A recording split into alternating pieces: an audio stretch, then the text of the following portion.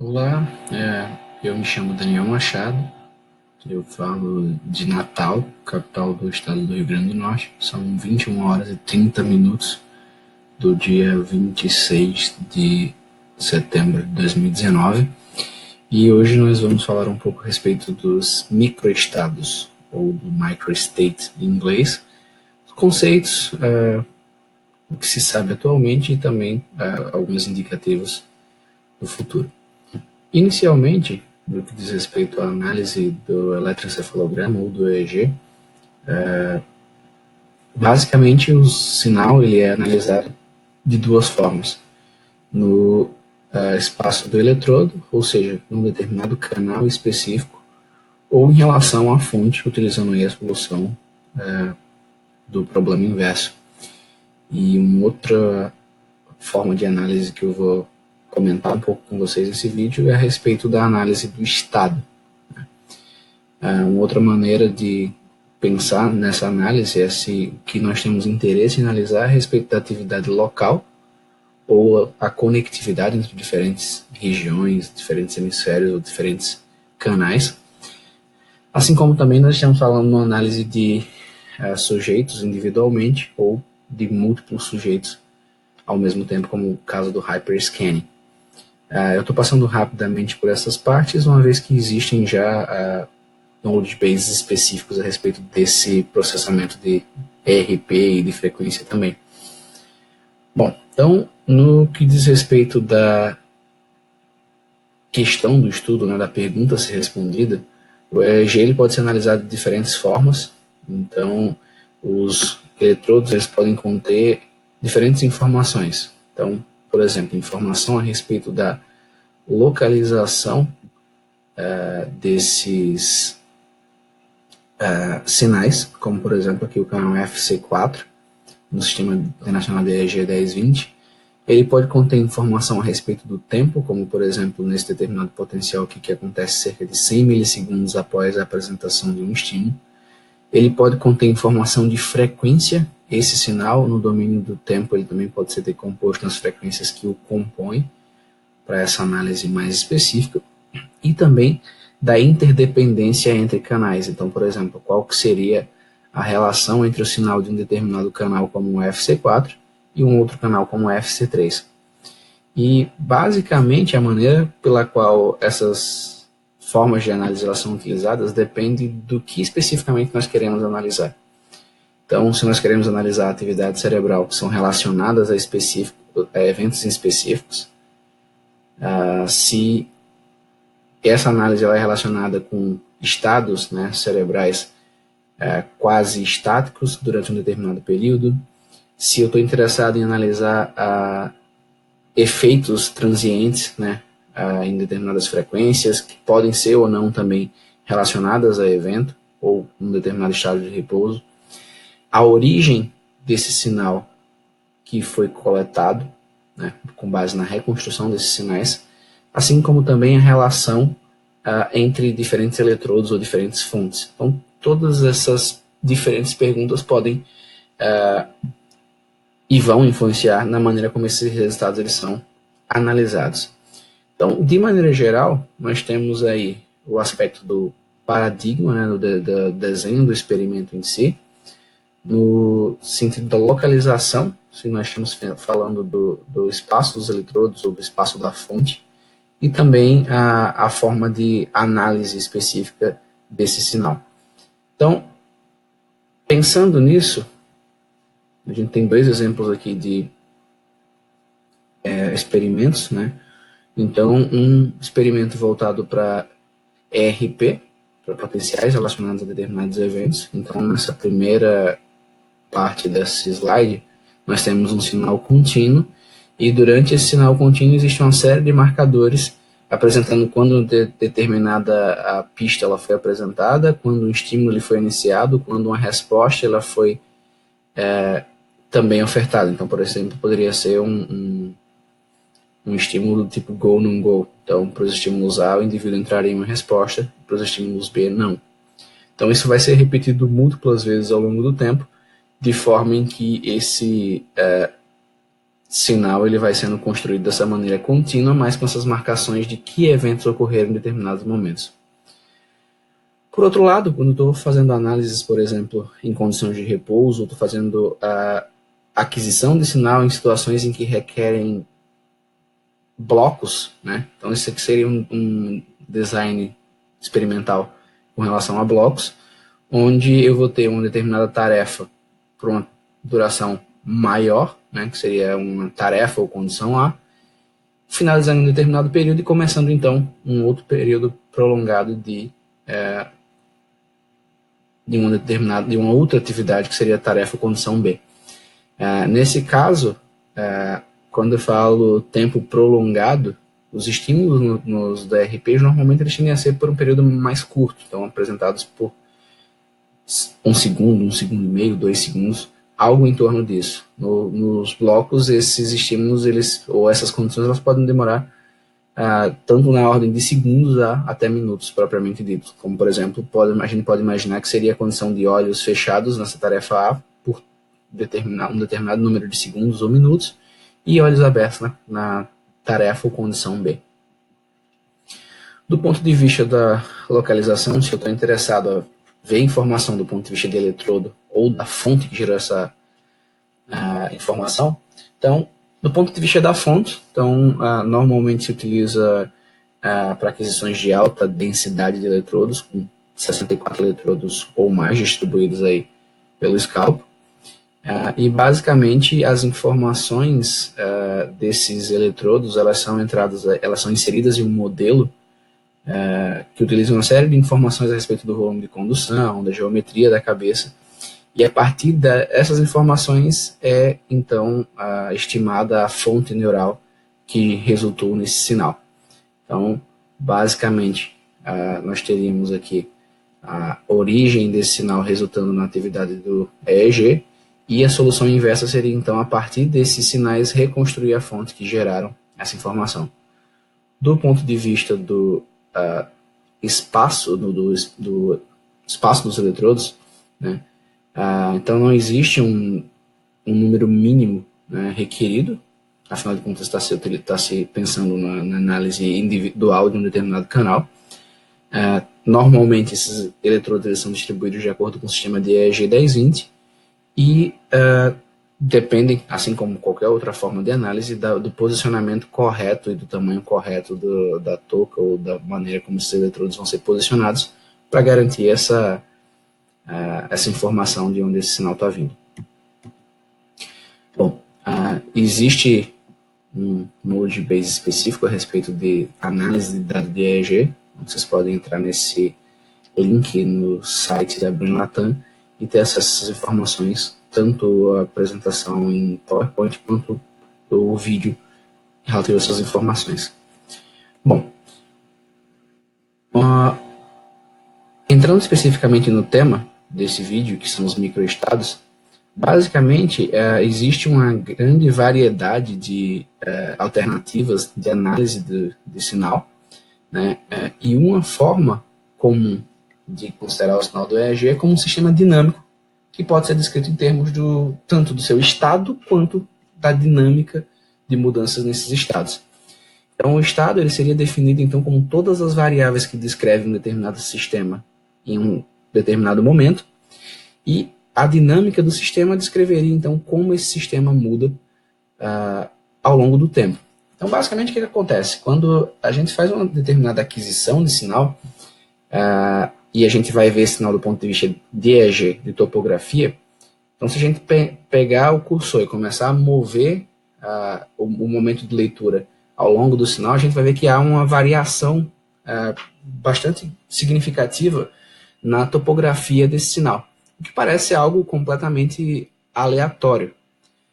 Mas o que acontece é que tem sido, na verdade há bastante tempo já foi verificado, que esses padrões de mudanças topográficas, do ponto de vista geral, ele não é randômico, pelo contrário. Então, basicamente, o que acontece? Nesse sinal, né, no somatório do sinal de todos os eletrodos, então, basicamente, existem informações topográficas contidas e que permanecem aí por cerca de 80 a 120 milissegundos de forma estável, e elas não mudam gradativamente para uma outra topografia, mas sim elas mudam de maneira abrupta de uma para outra. Então, basicamente, esses microestados eles são a análise dessas topografias, certo? Então, basicamente, dentro do sinal do EEG, para análise de microestados, classicamente se utilizava basicamente a banda de alfa de cerca de 8 a 12 Hz, mas tem alguns estudos utilizando uma banda de frequência maior, por exemplo, de 1 a 40 ou de 2 a 20 Hz, por exemplo. E esses sinais eles são utilizados para calcular o Global Field Power. Então, basicamente, esse sinalzinho em vermelho seria o Global Field Power, que vai representar a força, né, do campo elétrico resultante desses eletrodos para cada um desses momentos. E essas informações elas são então transformadas de forma topográfica, né, com base nos picos do Global Field Power, e esses mapas topográficos eles são utilizados para construir topografias que representem bem a maior parte deles, certo? Então, basicamente, o que tem sido demonstrado é que as diversas topografias elas podem ser resumidas, vamos dizer assim, em algumas topografias básicas. Normalmente essas 4 são as ditas 4 clássicas topografias, nomeadas aqui como A, B, C ou D. Mas como a gente vai ver em alguns estudos um pouco mais à frente, um número maior de topografias eles também podem ser utilizados. E uma vez que essas topografias que representam bem todas as topografias elas são construídas, essas topografias individuais, então, elas são nomeadas de acordo com a correspondência mais próxima com cada um dessas representações topográficas, e é então feita uma análise de alguns parâmetros, que eu vou mostrar no próximo slide. Então, basicamente, esses 4 microestados, em boa parte dos estudos, eles explicam uma grande quantidade do sinal topográfico apresentado dos microestados. E, como já mencionado, o microestado seria, então, esses mapas topográficos que permanecem estáveis ou quase estáveis por um período de tempo de cerca de 80 a 120 milissegundos, e então eles mudam rapidamente para um mapa diferente.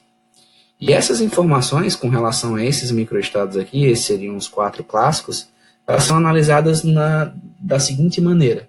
Então, basicamente, a duração, então quanto tempo em média cada um desses microestados ele ficou, né, presente, a frequência de ocorrência, então ao longo do tempo de coleta que estava sendo analisado, quantas vezes esse microestado apareceu, a cobertura seria a proporção do tempo total de dado analisado que esse microestado predominou. Então, por exemplo, vamos imaginar que de 10 segundos analisados, 30% do tempo ou 40% do tempo, por exemplo, ele foi representado por predominantemente por um único microestado.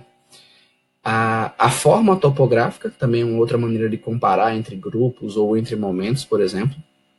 A amplitude é uma informação que tem visto pouco nos estudos, mas também é uma forma de análise que representaria o Global Field Power em média para cada um desses microestados. A variação total explicada por um determinado microestado e também a probabilidade de transição entre um e outro. É importante ressaltar que a transição entre esses microestados elas não são randômicas, certo? Então, elas parecem ter, de acordo com determinadas condições, uma ordem que existe uma maior probabilidade de acontecer. Então, basicamente, são essas informações aqui que os estudos utilizam para analisar. Então, principalmente a duração média de cada microestado, a frequência de ocorrência e também a cobertura entre eles. E o que se sabe a respeito desses microestados? Então, vou apresentar para vocês um panorama curto, mas que dá para ter uma ideia. Primeiramente, é importante destacar que alguns estudos têm relacionado esses microestados a redes neurais em estado de repouso, né? Então, embora ainda não se tenha clareza a respeito de qual que é a relação entre determinados microestados e determinadas redes neurais, mas já existem estudos que apontam nessa linha. E, no sentido de tentar dar uma representação funcional do que cada microestado desse significa, esse estudo do Mills, de 2015, Mills e colaboradores, eles tentaram avaliar a associação entre os microestados e determinadas modalidades de pensamento. Então, o que aconteceu? Nesse estudo, os indivíduos eles eram submetidos a 3 condições, né, experimentais. Então, uma condição de visualização de um determinado objeto, nesse caso está representado por um animal, a visualização espacial ou a verbalização de um determinado conceito. Tá? E basicamente o que esses autores verificaram foi que, primeiro, do ponto de vista da topografia, a topografia apresentada em cada um dessas condições, né, tanto da visualização do objeto, visualização espacial, da verbalização, ou numa condição na ausência, né, de um determinado estímulo, elas foram extremamente similares entre todas as condições.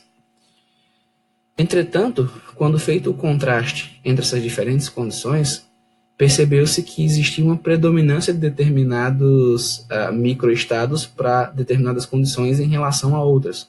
Tá? Então, todos esses que estão como NS aqui, eles foram não significantes, mas esses mapazinhos coloridos para os microestados clássicos, né, o A, B, C e D, eles mostram aqui diferenças de microestado entre condição, por exemplo, de visualização de objeto para visualização espacial, certo? Onde tem predominância de determinados microestados em comparação com outros. Então, basicamente, os microestados A e B, eles foram associados com a visualização, com processamento visual e verbal, né? E os resultados desse estudo sugeriram que há uma interação entre todos os 4 microestados, e essa interação desses 4 microestados, representando aí possivelmente essas redes neurais, elas vão ser necessárias para a formação visual e verbal de pensamentos. E também esses resultados apontam para a possibilidade de que as classes dos microestados do EEG eles podem representar, do ponto de vista da superfície, né, da cabeça, a atividades de fontes intracorticais primárias, né, exibindo funções inibitórias. Então, seriam aí uma implicação prática desses resultados. Bom, um outro estudo, ele tentou analisar a associação entre a ocorrência de determinados microestados com um transtorno do espectro autista em jovens adultos durante uma condição de repouso. Então, basicamente, esses indivíduos com autismo eles foram comparados a controles saudáveis ou neurotípicos, se preferirem. Então, aqui a gente nota que, tanto em relação a todos os indivíduos, quanto o grupo específico de indivíduos com autismo e os controles, a topografia dos microestados elas são bastante similares, tá? E além disso, a gente percebe aqui, esse é um gráfico que representa a variância total explicada, que quanto maior é o número de topografias, né, de mapas, maior é a variância total explicada. Então, com os 4 clássicos aqui, nós teríamos cerca de 75% da variância total explicada, e quanto maior o número de mapas, maior essa variância explicada. Por essa razão, os autores decidiram utilizar um número maior de mapas do que os 4 clássicos. E, interessantemente, o que aconteceu foi que os microestados B e E eles apresentaram diferenças estatisticamente significantes entre os grupos, e as classes B, D, E e F, elas foram mais presentes nos indivíduos com autismo, enquanto a classe C foi mais presente em controles. Então, basicamente, o que esse resultado desse estudo está mostrando é que os microestados eles foram sensíveis para detectar a diferença no padrão de atividade em repouso dos indivíduos com autismo quando comparados aos indivíduos controles.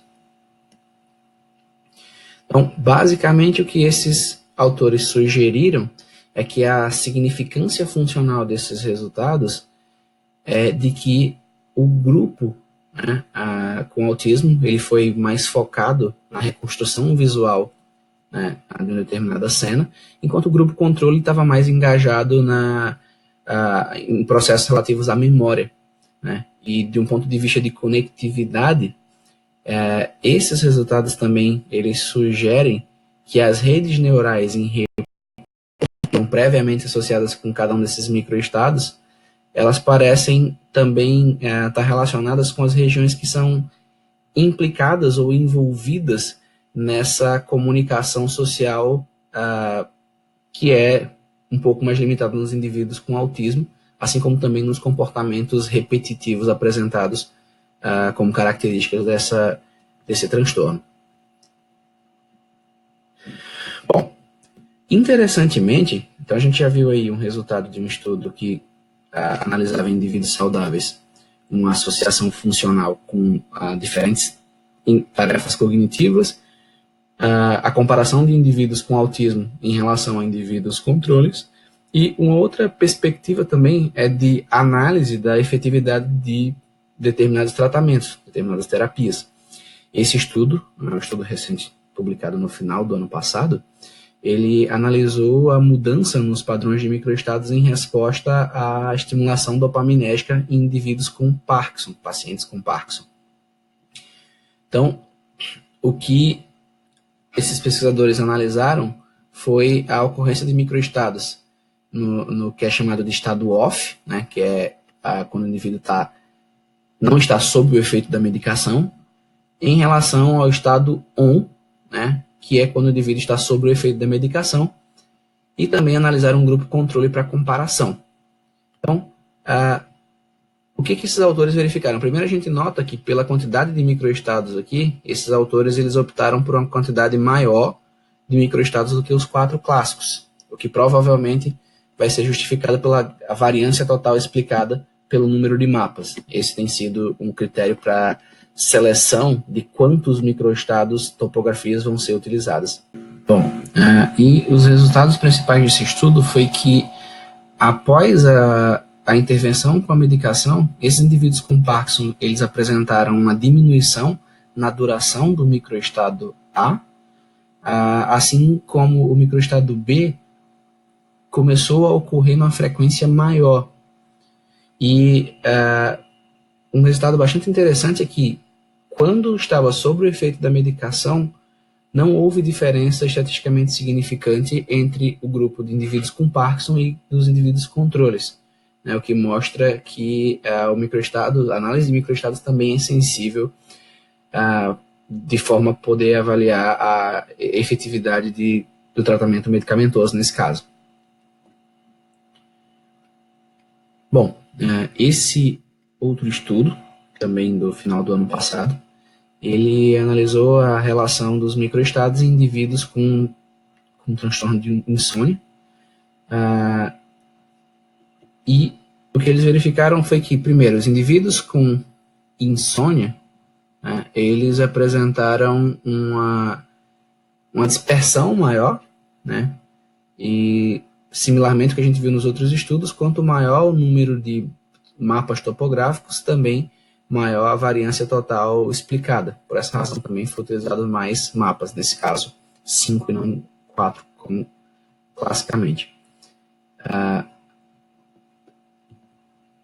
E o que esses pesquisadores verificaram foi que nos indivíduos com desordem de insônia, os microestados C, eles tiveram aí uma menor duração, e o microestado D teve uma maior frequência, certo? Demonstrando então que essas pessoas com desordem de insônia, eles podem apresentar aí uma associação entre esses microestados e a consciência dos processos somáticos, né, que é uma característica dessa desordem.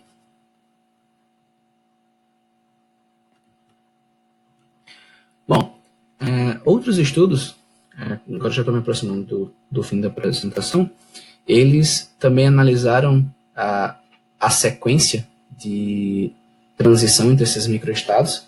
Então, basicamente, nesse esquema, no primeiro esquema, no canto mais para o meio, ele mostra as linhas tracejadas todas as possibilidades de transição entre os microestados.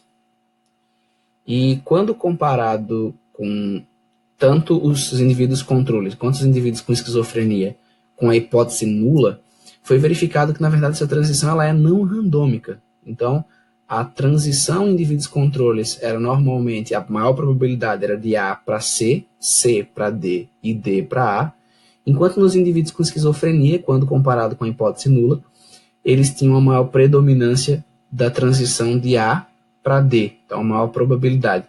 Então, quando comparado esses dois grupos, verifica-se, obviamente, que há uma diferença entre o padrão de transição entre esses microestados, o que poderia aí ser um indicativo da condição da esquizofrenia. Além disso, quando analisados diversas situações clínicas, como, por exemplo, a síndrome do pânico, a esquizofrenia, a demência frontotemporal, os estudos têm verificado que há uma diferença significativa nos microestados, por exemplo, A, que aparece numa frequência maior, ou melhor, a duração ela é maior em indivíduos com síndrome do pânico do que controle, né, do ponto de vista significativo, enquanto na esquizofrenia há uma menor duração, percentualmente falando, dos microestados B e D, enquanto na desordem frontotemporal há uma menor duração, comparando com os controles do microestado C. Então, esses resultados eles demonstram que para diferentes condições clínicas a gente tem uma diferenciação aí dos microestados em relação aos indivíduos controles, o que mostra determinadas características que parecem ser peculiares dessas condições. Bom, quem se interessar mais pelo tema, tem duas revisões que eu indico. Essa é uma delas, uma revisão já por quase 5 anos, né? A revisão de 2015, do Cano e colaboradores. Então, nessa revisão, são apresentadas aí diversas informações básicas a respeito dos microestados, tanto do ponto de vista de análise, quanto dos resultados em populações clínicas, com indivíduos saudáveis, enfim, também apontadas as futuras direções. E nesse estudo é então apresentado um resumo desses achados, né, em populações com condições neuropsiquiátricas. Então, basicamente, em esquizofrenia, todos esses estudos aqui eles têm mostrado resultados relativamente consistentes, como já demonstrado naquelas figuras anteriores, como aumento da cobertura dos microestados B nos pacientes, ou seja, o percentual de tempo que esses microestados eles aparecem. Além disso, a topografia do microestado B em pacientes, assim como indivíduos com risco elevado de desenvolver esquizofrenia, ela já está presente, né? Também aumento da frequência de ocorrência, como a cobertura, né, que seria o percentual do tempo total do microestado A em indivíduos com risco elevado. Então, esses resultados eles são listados aqui de forma resumida. Também existem estudos com doença de Alzheimer, com demência frontotemporal, depressão, síndrome de Tourette, desordem do pânico. Então, existe já um corpo de conhecimento relativamente robusto nesse sentido. Além disso, uma revisão mais recente do Michael ou Michel e do Koenig. Eles também é uma revisão bem abrangente, principalmente no que diz respeito aos métodos de análise, onde é bastante detalhado nessa revisão. Eles vão também fazer, além do ponto de vista da retomada histórica, da significância clínica ou comportamental desses microestados, eles também apresentam um resumo, né, em particular dos estudos que utilizaram os 4 microestados clássicos, né, de A a D. Então, eles apresentam aqui com esquizofrenia, com indivíduos com alto risco de desenvolvimento de esquizofrenia, indivíduos com a síndrome de depressão desse determinado marcador, demência, desordem de pânico, esclerose múltipla, lesão, narcolepsia, demência, diplegia espástica, acidente vascular encefálico, enfim. Então, basicamente, eles apresentam uma revisão também bem robusta nesse sentido e os principais resultados encontrados. Então, sempre naquela mesma perspectiva de frequência de ocorrência, duração média, a cobertura, né, que seria a proporção do tempo total ocupado por um determinado microestado, certo? E também, do ponto de vista de análise, né, que resumido o processo, o pipeline de análise. Então, basicamente, a parte da análise do microestado em si, a gente tem a mesma base de pré-processamento do EEG. Então, basicamente, a filtragem, a remoção ou exclusão de artefato, a interpolação de canais, certo? A exclusão de segmentos contendo artefatos. E aí, a partir desse sinal de EEG limpo, vai ser então determinado o Global Field Power e, com base em todo esse procedimento, aqui vão ser determinados os mapas topográficos que representam essas topografias individuais, e uma vez determinados esses mapas, né, vai ser então classificado todo o sinal de EEG com base nesses mapas, e aquelas informações então vão ser analisadas. A variação total explicada, a ocorrência total ou percentual, a duração média de cada microestado, enfim. E com base nisso, as estatísticas vão ser feitas entre grupos ou entre condições, e assim sucessivamente. Essa análise de microestados ela é possível, sim, de ser analisada dentro do software Brain Vision Analyzer, que eu imagino que a maior parte de vocês deva estar familiarizada com ele. Mas ela não está implementada diretamente. É importante destacar que essa ferramenta ela foi desenvolvida pelo Thomas Koenig, que é, na verdade, uma referência nessa linha de estudo.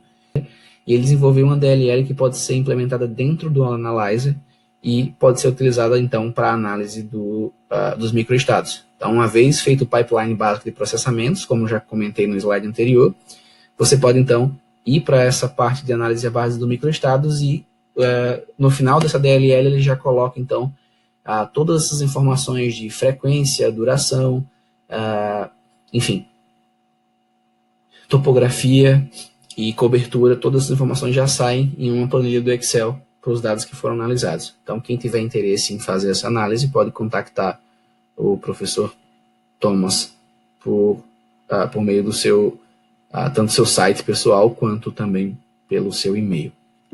Bom, se vocês tiverem qualquer dúvida, não hesite em nos contactar, seja por e-mail ou também quem tiver interesse pode nos seguir nas redes sociais @brainsupport Brainsupport Co, ou pelo e-mail suporte@brainsupport.com. Muito obrigado a todos pela atenção e até mais.